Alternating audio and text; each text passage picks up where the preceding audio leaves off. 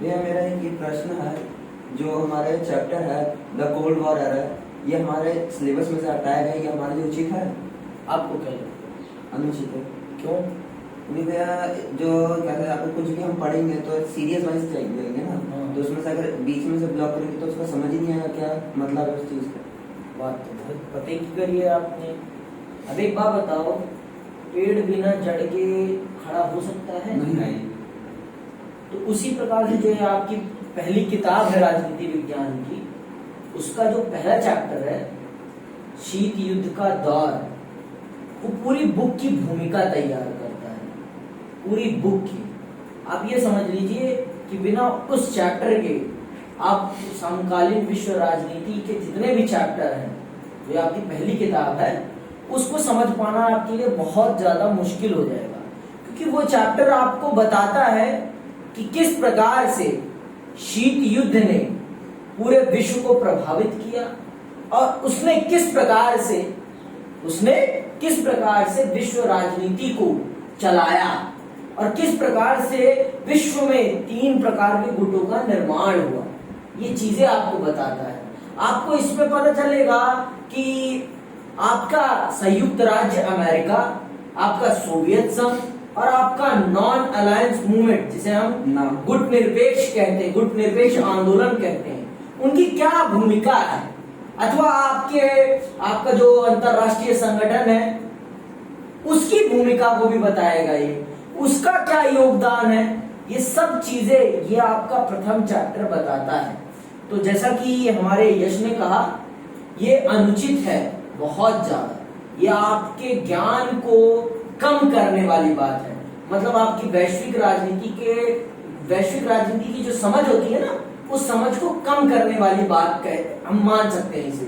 क्योंकि अगर हम मानते हैं कि कोई पेड़ जड़ पर होता है, तो उसी प्रकार से इस पूरी किताब की जड़ है आपका शीत युद्ध का दौर। तो ये जान लीजिए आप, समझ में आई बात। तो इसलिए हम कह सकते हैं कि सीबीएसई के द्वारा शीत युद्ध के दौर और जो 2-4 चैप्टर और हटाए गए हैं राजनीति विज्ञान और इतिहास के, वो कहीं से भी उचित नहीं है। और एक बात बताओ, जो कह रही है सीबीएसई की बच्चों के ऊपर सिलेबस बर्डन आ जाएगा, भाई विज्ञान के भी तो बच्चे हैं, विज्ञान विषय के भी, कॉमर्स विषय के भी, उन पर तो आप किसी भी प्रकार का बर्डन नहीं देख रहे हैं। उन पर भिन्न भिन्न प्रकार के विषय जुड़ जाते हैं, परंतु आप जो आर्ट्स विषय के बच्चे हैं उन पर आप सिलेबस के नाम पर वो विषय हटा रहे हैं जो उनके विवेक का निर्माण करेंगे, जो उनकी कह सकते हैं जो विचारशीलता का निर्माण करेंगे, उन चैप्टर्स को आप हटा रहे हैं।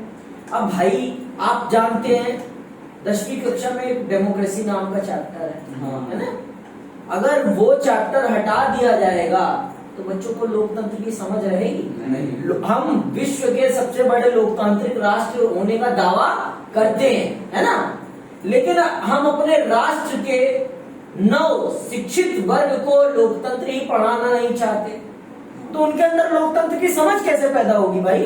लोकतंत्र को समझने के लिए उसे पढ़ाया जाना जरूरी है कि नहीं है? जरूरी है। वही बात कह रहा हूं मैं।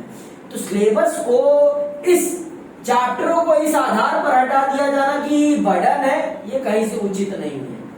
हम कह सकते हैं कि अगर देखिए जो चीजें जरूरी हैं उनको रखना बहुत जरूरी है, ये सिलेबस बर्डन नहीं है। एक प्रकार से हम एक राजनीतिक विद्यार्थी के अंदर राजनीतिक चेतना की कमी कर रहे हैं, ये चीज है और कुछ नहीं है। अगर आप प्रथम चैप्टर ही नहीं पढ़ेंगे तो आगे के चैप्टर को आप कैसे समझेंगे?